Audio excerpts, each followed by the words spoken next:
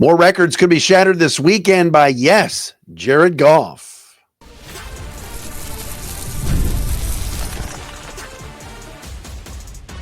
You are Locked On Lions, your daily Detroit Lions podcast.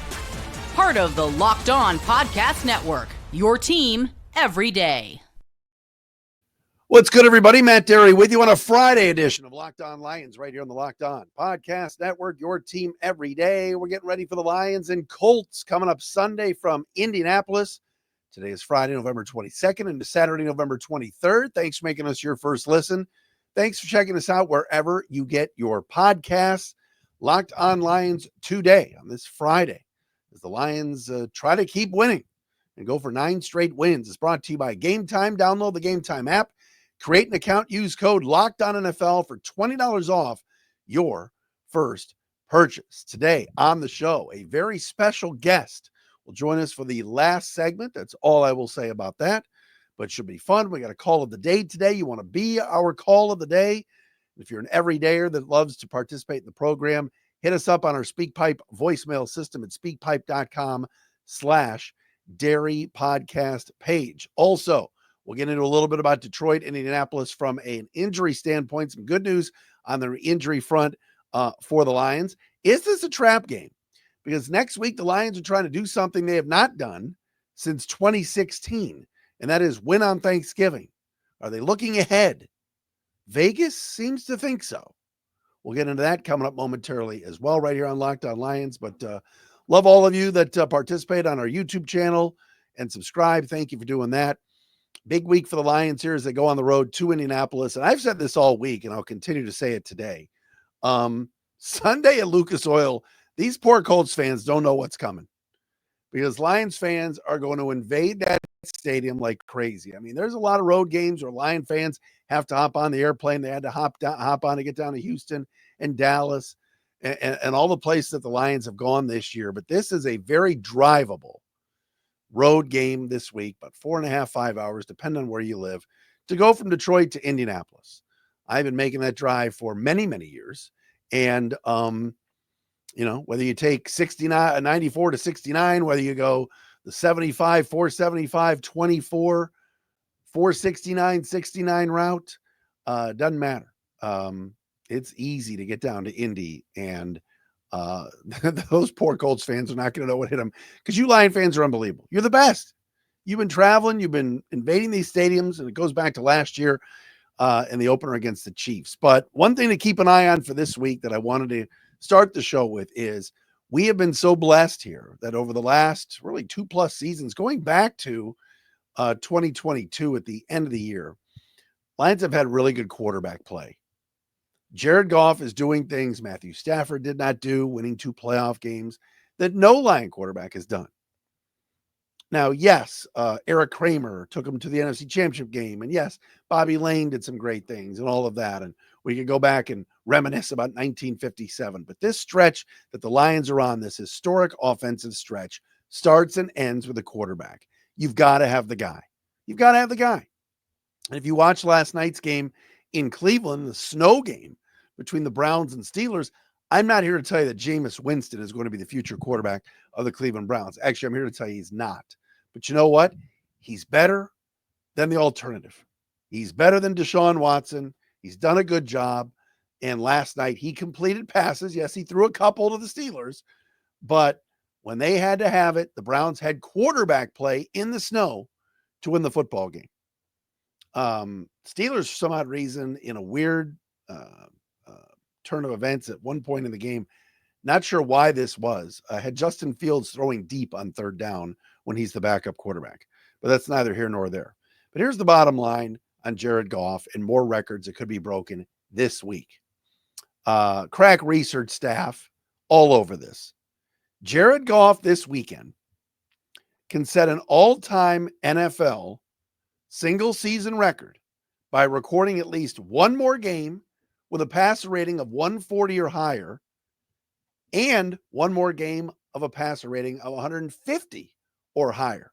Now, again, these numbers and passer rating numbers have kind of come into play and have become more sexy and usable over the last 5 to 10 years, right? We didn't used to talk about passer rating. We always looked at yards and touchdowns, and now it's something that's available due to the internet that we can all see.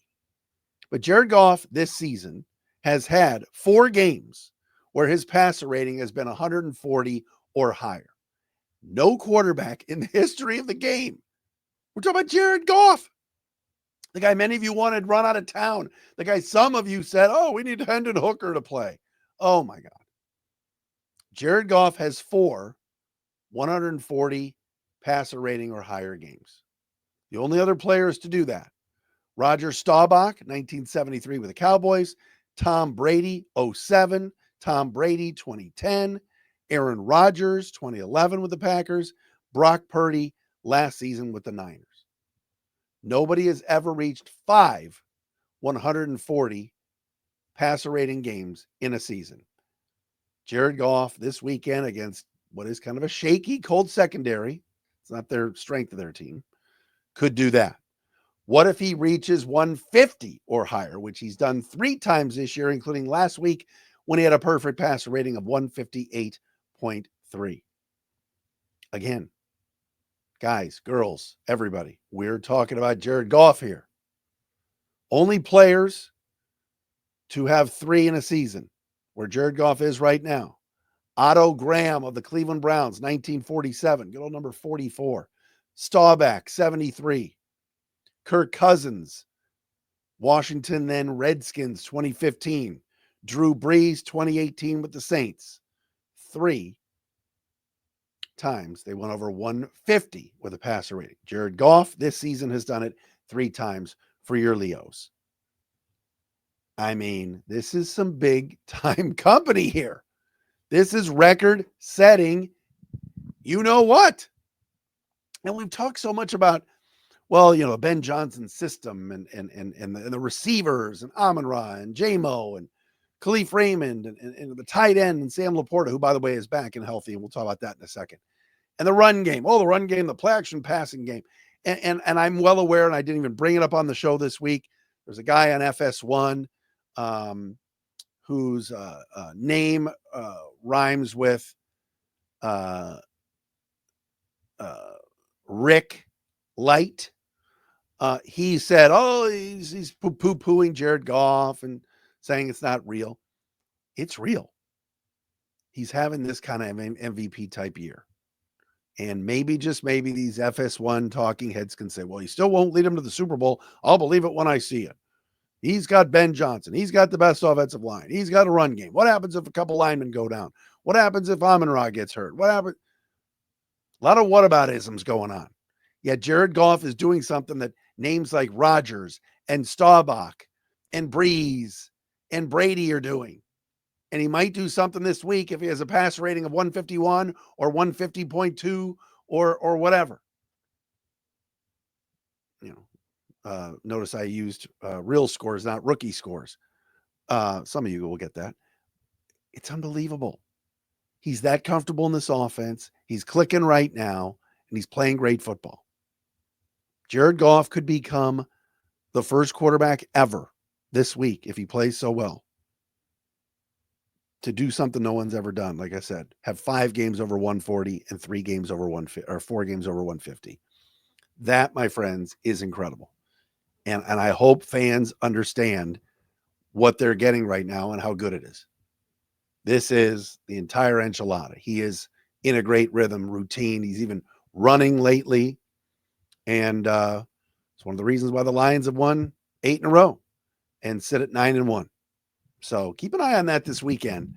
If Goff continues to just have crazy completion percentages and big time throws and touchdowns, and that passer rating starts creeping up, because he's going to be doing something maybe this week, maybe it's next week, who knows, that no one else has done. That is pretty cool.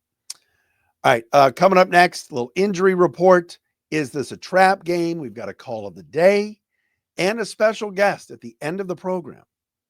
We will do all of that right here on a Friday edition of Locked On Lions, 2 days away from Detroit at Indianapolis.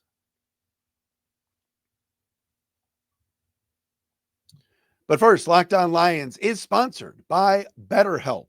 Thinking about therapy, thinking about talking to somebody? Hey, We're giving thanks this month, right? Take a moment to say thank you to someone in your life, right?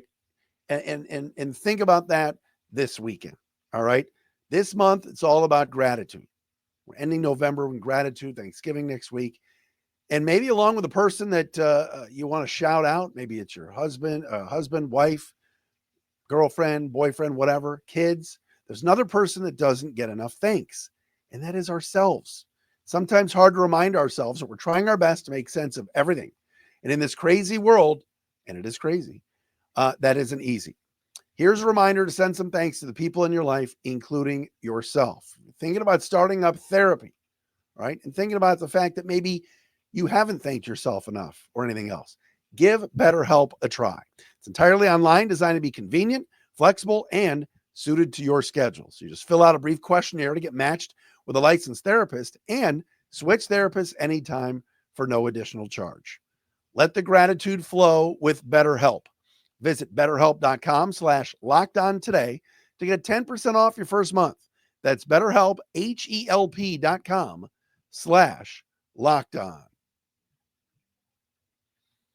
And Locked On Lions also presented to you by our friends at Gametime. Looking for tickets for this weekend, maybe figuring, I'm going to hop down 94 and let's go see the Lions and the Colts. Get your tickets on Gametime. Right now, Gametime has a new feature called Gametime Picks that makes getting tickets to see your favorite teams play live even easier. And it's not just NFL games. It could be the Pistons, it could be the Wings, it could be concerts. Get them all at Gametime.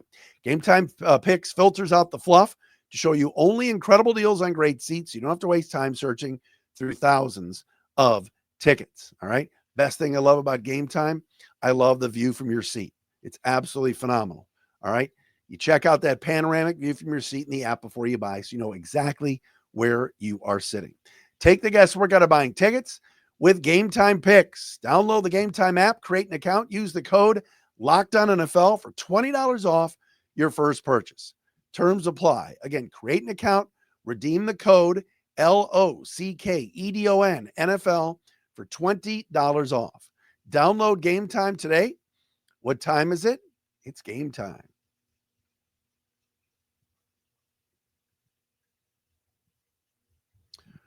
All right, a few injury nuggets for the Lions and the Colts coming up this weekend. Sam Laporta is good to go. Off of the injury report. No longer questionable, no longer probable, nothing. Shoulder injury is feeling good and is better. And Sam Laporta is going to play this weekend against the Indianapolis Colts. And as Jake Arthur from Locked On Colts told you yesterday in the crossover, Colts linebackers are fine. Zaire Franklin's a good player. Speed's pretty good. But against the pass and guarding tight ends, not their strength. So expect maybe a big breakout game from Sam Laporta. Also some good news. Emmanuel Moseley, according to Dan Campbell, could be activated and could play this Sunday, coming back from that pec injury. He would be making his 2024 debut. Lions need all the help they can get in the secondary. Secondary's been phenomenal. Cornerbacks have been better. Safeties are as good as there are in the league, but you just never know when you need an extra cornerback out there. When Ennis Rakestraw out of this game, as he continues to be bothered by a hamstring, to get Emmanuel Moseley back would be a massive, massive addition for this football team. So very, very exciting to see Moseley possibly coming back from the pec injury. Terrion Arnold has a groin injury, is listed as questionable. Dan Campbell said today, quote, yeah, he should be good. This morning he went in, got treatment. Everything looked like it's pretty good. We'll see what it looks like at practice today. I'm not concerned right now, but we'll see how this day goes, end quote. So Arnold a little bit shaken up, but might be getting Emmanuel Moseley back. And man, what a cool story that is. The guy tore his ACL twice in 2 years, played one game last year for the Lions, one, and tore his other ACL. Then came back and was ready to go in the preseason and got hurt with the pec injury. So excited to see if Emmanuel Moseley gets some time for the Lions, but that should be good. Biggest question for this team going into this game, because they should win the game, but excuse me, Lions opened up as 8.5-point favorites in Vegas, and the game now is down to a 7-point spread. For some odd reason, there's some money in on the Colts, it sounds like. Is it a trap game? See, the Lions have been so focused on the road. They have not lost a single road game all year. They've won in Green Bay. They've won in Dallas. They've won in Minnesota. They've won at Arizona. I mean, wherever they've gone, they've won. Houston, 5-0 on the road. They're looking to sweep the AFC South. But look ahead to a short week. Lions want to win on Thanksgiving. They've lost 7 straight on Thanksgiving. It's time to win on Turkey Day, man. It's been brutal. Could there be a look ahead? Colts are going to be wearing these funky all blue uniforms with the black helmets. You're not even going to recognize the team. I don't know if that's going to cause some sort of distraction. But Indianapolis, this was a game at the start of the year I put down as a loss because I just thought the Colts would build off of Shane Steichen's first year last year, and Anthony Richardson would get better, and they'd be they're a talented team. You look at that receiving core with Pittman, with Downs, with Alec Pierce. They got guys that can stretch the field. They got some players that can play a little bit. And their tight ends aren't bad with Mo Alley Cox and certainly Jonathan Taylor. Their left tackle, by the way, the big fellow Raymond from CMU, out this week. So backup left tackle alert. Backup left tackle alert. Matt Goncalves is their backup. He started 3 games this year. But Bernhard Raymond, who, of course, was a really, really good prospect coming out of CMU, is out this week. So hopefully the Lions can get some backside pressure on Anthony Richardson. But I think the Colts, every game they play, we talked about it with Jake Arthur, every game they play is close. They're in every game. And DeForest Buckner and Stewart up front, they got some good players. It's a more talented roster than what their record is. And so we'll see how that goes this weekend. But kind of interesting. The line went from 8.5 to 7. If people are thinking the Lions are looking ahead to Thanksgiving Day and having to play the Bears, a team that last year, of course, nearly beat them twice.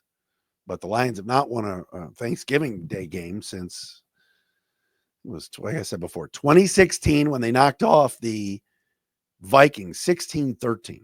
Since lost to the Bears again, lost to the Texans, lost to, so it's 2021, lost to the Bears again, 16-14, 2022, lost to the Bills, lost to the Packers last year, of course, in a very disappointing 29-22 defeat at the hands of Jordan Love and company.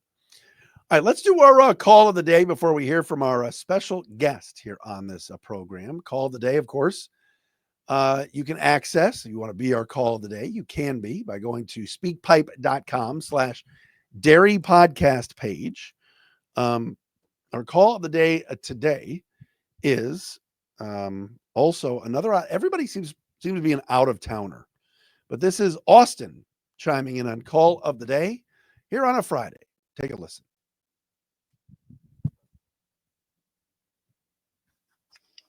Hey, Matt, this is Austin coming to you from the Flint area here in Michigan. Longtime Lions fan, been listening to the podcast for a couple of years, and I love what you do.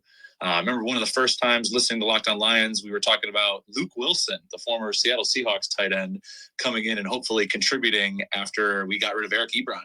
Obviously, that didn't work out, but just a reminder of how lucky we are as Lions fans with the last couple of years of play from Jared Goff and Dan Campbell, everybody else out there on the field. My question for you today is actually about how Jared Goff throws. I noticed that a lot of times when he lets that ball go, it is wobbling back and forth. And in terms of tight spirals, I know he's got it in him. I know he throws some really good balls that are always on target. Completion percentage has been through the roof this year. But I think back to that David Montgomery touchdown pass to Sam Laporte and how pretty of a ball that is.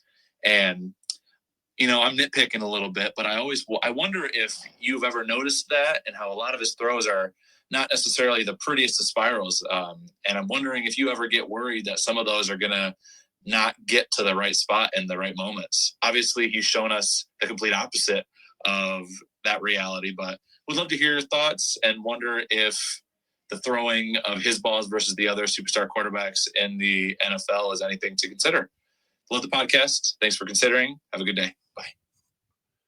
All right, Austin T from up in Flint. I guess that's not out of town, but thank you, Austin, for your chime in. It's interesting about Jared Goff. Yes, there have been some wobbly throws, but I remember when I grew up watching Bernie Kosar play, it was the same type of thing.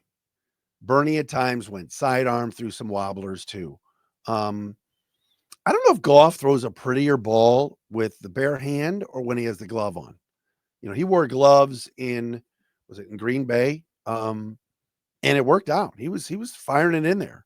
But I would disagree, Austin, that a lot of passes are wobbly. I just think, sometimes I just think the ball. I think because of his small hands, I just think the ball slips out of his hands. But for the most part, I think he throws a pretty damn good ball, and he's been on target this year. Austin with the Eric Ebron reference. I haven't heard a dropped him as Prime's name in years. Man, Luke Wilson. That's right. The Lions got rid of Ebron and signed Luke Wilson from the Seahawks, thinking that he would be their next tight end. What a great memory by Austin there. My goodness. All right, coming up next, a little surprise guest. We have a little fun wrapping up on a Friday.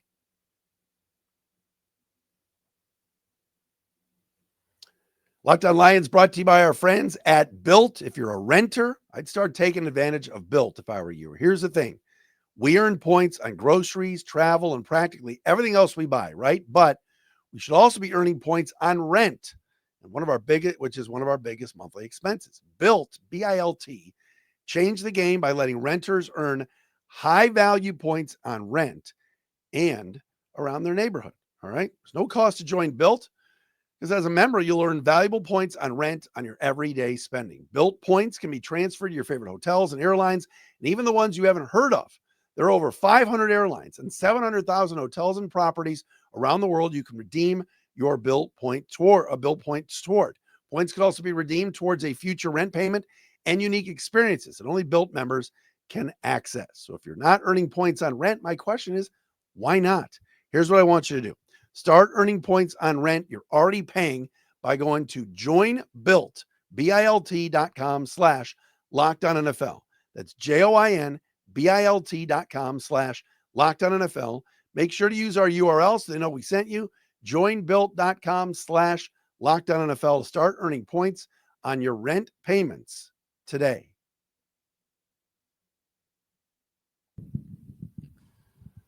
All right, everybody, special guest here on Locked On Lions today. We told you we're going to go right to the source. I've been mentioning on this podcast that my son is a big Colts fan. Lions are invading Lucas Oil Stadium Sunday.